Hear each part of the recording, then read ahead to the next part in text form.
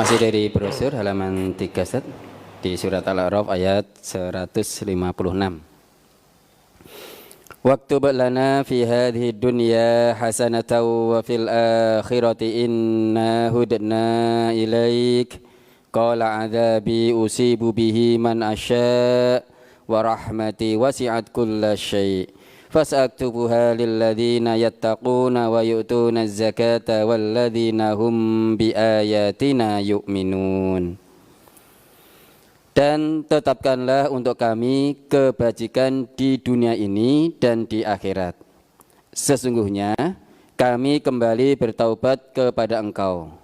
Allah berfirman, siksaku akan kutimpakan kepada siapa yang aku kehendaki, dan rahmatku meliputi segala sesuatu. Maka akan aku tetapkan rahmatku untuk orang-orang yang bertakwa, yang menunaikan zakat, dan orang-orang yang beriman kepada ayat-ayat kami. Mohon penjelasan pada kalimat rahmatku meliputi segala sesuatu. Rahmatku meliputi segala sesuatu.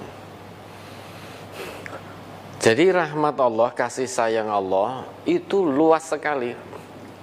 Allah itu memiliki rasa kasih, rasa sayang, dan luas sekali, tidak bisa terhitung. Apa yang Allah sudah berikan itu tidak ada yang bisa menghitung. Dan Allah juga sudah menetapkan pada dirinya sifat rahmah itu, kasih sayang. Termasuk salah satu dari bentuk kasih sayang Allah, kalau ada orang yang melakukan satu perbuatan dosa karena kejahilannya, kemudian dia bertobat dan melakukan perbaikan, maka Allah akan ampuni. Ini salah satu sifat kasih sayang dari Allah. Bentuk kasih sayang Allah yang lain, kalau ada hambanya yang berbuat maksiat, itu tidak langsung dimatikan oleh Allah sebagai azab dari Allah, tidak. Namun ditunda, diberi tangguh oleh Allah, agar hamba itu berpikir dengan daya pikir yang Allah anugerahkan. Apakah terus dalam kemaksiatan, dalam pembangkangan kepada Allah, atau kembali kepada Allah. Nah, penangguhan azab ini salah satu bentuk kasih sayang Allah kepada hambanya. Sehingga Allah itu kasih sayangnya sangat luas. Coba diingat itu Ustaz, Quran surat apa itu? An-Nahl 61 atau apa? Walau yu'akhidullahu nasa bidulmihim ma taraka 'alaiha min dabbah. An-Nahl 61 atau berapa itu?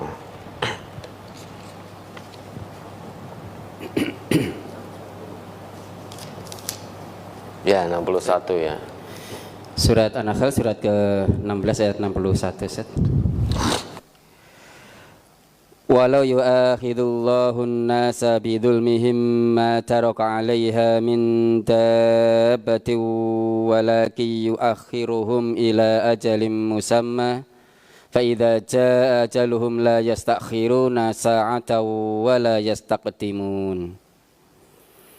Jikalau Allah menghukum manusia karena kezalimannya, niscaya tidak akan ditinggalkannya di muka bumi sesuatu pun dari makhluk yang melata.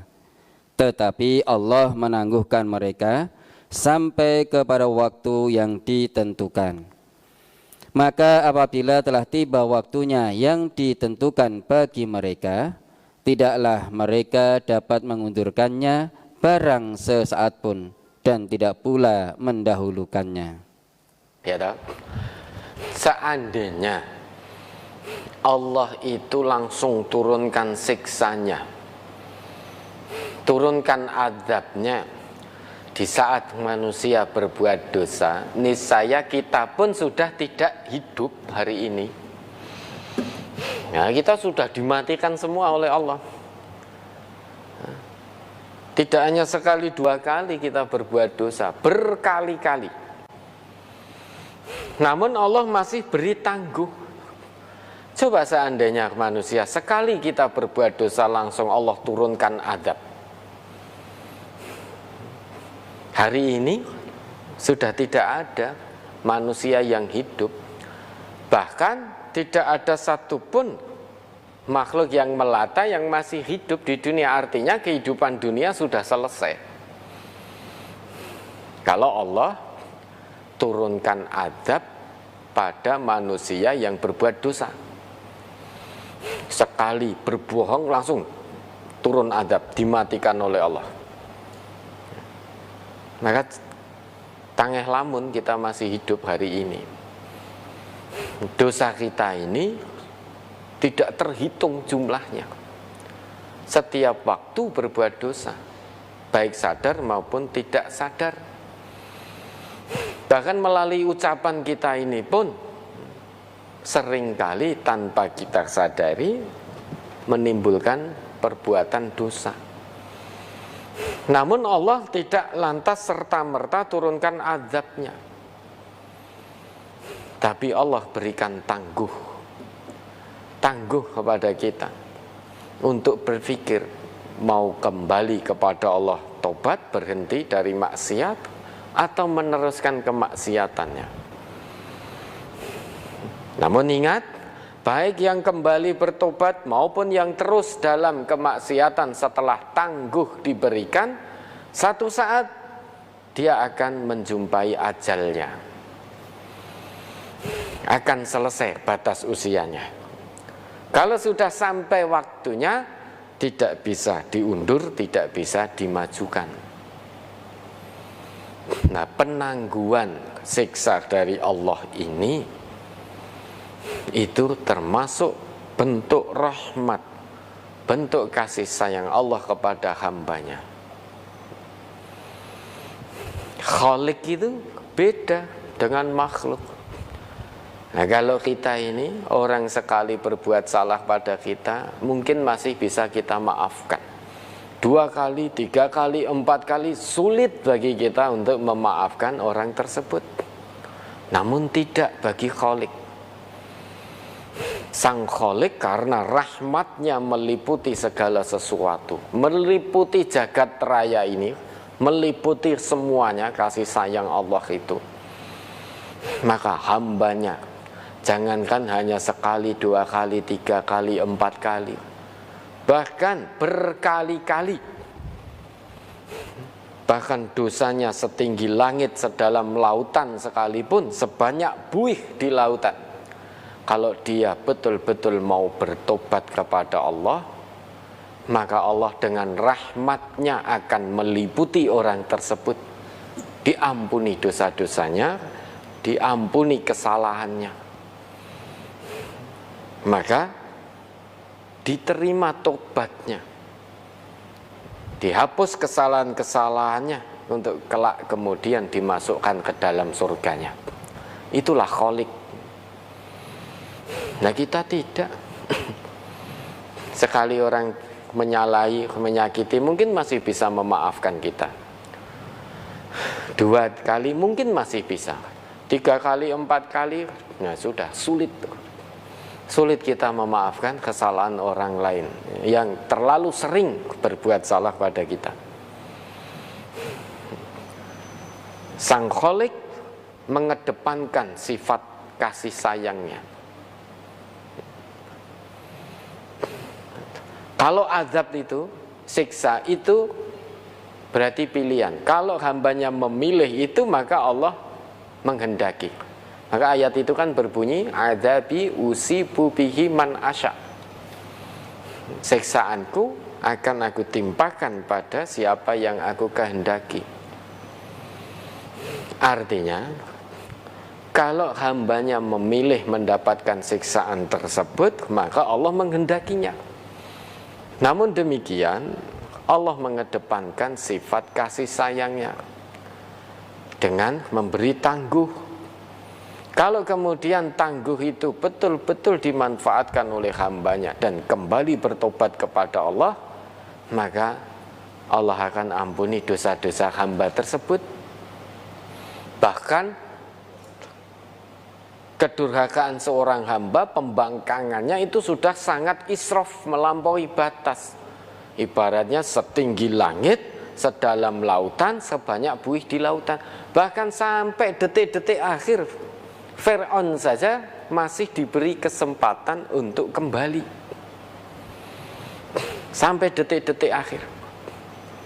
Fir'aun yang bahkan sampai mengaku Tuhan, ya, oleh Allah karena sifat rahmannya, sifat kasih sayangnya, Allah masih utus Musa kepada Fir'aun.